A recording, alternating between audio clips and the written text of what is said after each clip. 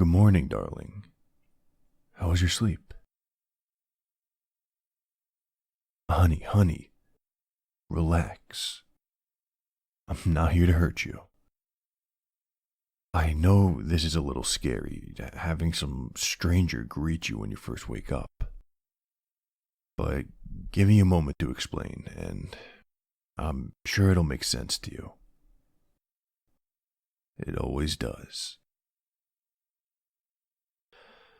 It's never easy to tell you this. But a few years ago, you were in a pretty bad accident. Here's the newspaper from that day. Look at the cover. Yeah, that's your car. You were injured a few years ago in a terrible car accident. Once you recovered, they realized you were having a hard time remembering things.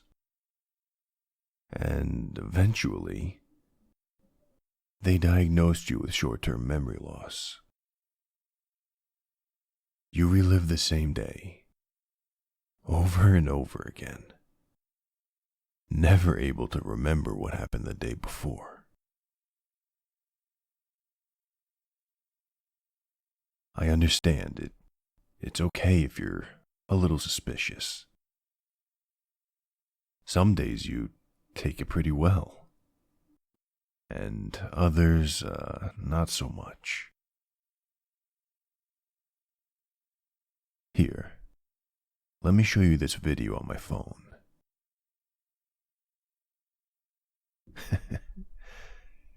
You see who that is? It's me, standing at the end of an aisle, looking pretty handsome in my suit. And you see who that is standing next to me? That's right, you, in the most beautiful wedding dress I've ever seen. Now look at your hand. See? Matching wedding rings. Yeah, I know it's a lot to take in, but I have one more thing to show you. This is a journal you've been keeping these past few years. Every day, before you go to bed, you write something down that happened that day. Kind of like a little reminder. Sometimes we have good days, and others we have bad days.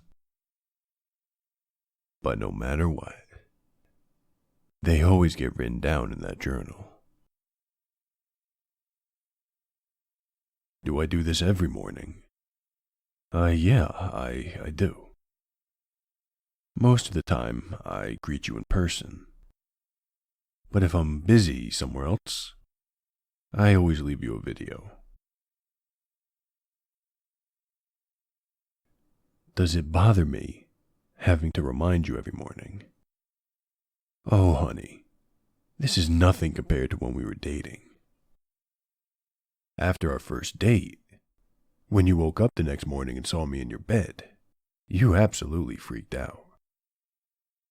You immediately started throwing pillows at me, screaming, "Who are you? What are you doing in my bed?" At first, I was really confused. But later that night, I had a talk with your parents. They told me about your condition, that you were destined to forget me every night. They advised me to stay away from you, to just move on with someone else. Because according to them, there was no tomorrow for either of us. I wanted to agree with them, but I just couldn't forget you. And I was determined to make things work with us. And things were great. For the most part. After a while, you said you wanted me to help you forget about me. You said you felt like an anchor, that I'd be more happy with someone else, someone who could actually remember me. I begged, pleaded with you to change your mind, but you refused, and I had no choice but to agree with you. We spent the rest of the night going over your journal, all of our pictures, everything. And after all that, I finally convinced you that we could work. I knew you never really meant what you said. You wanted to forget me, not because you didn't love me, but because you thought I'd be happier with someone else.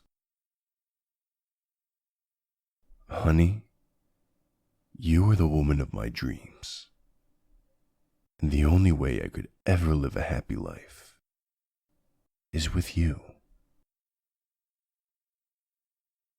I know all of this is hard to believe, and you might even be a little scared. But I'm here for you, honey, and I always will be. I'll give you a minute to get dressed. When you're ready, come downstairs and join us for breakfast. Your daughter always enjoys seeing you first thing in the morning.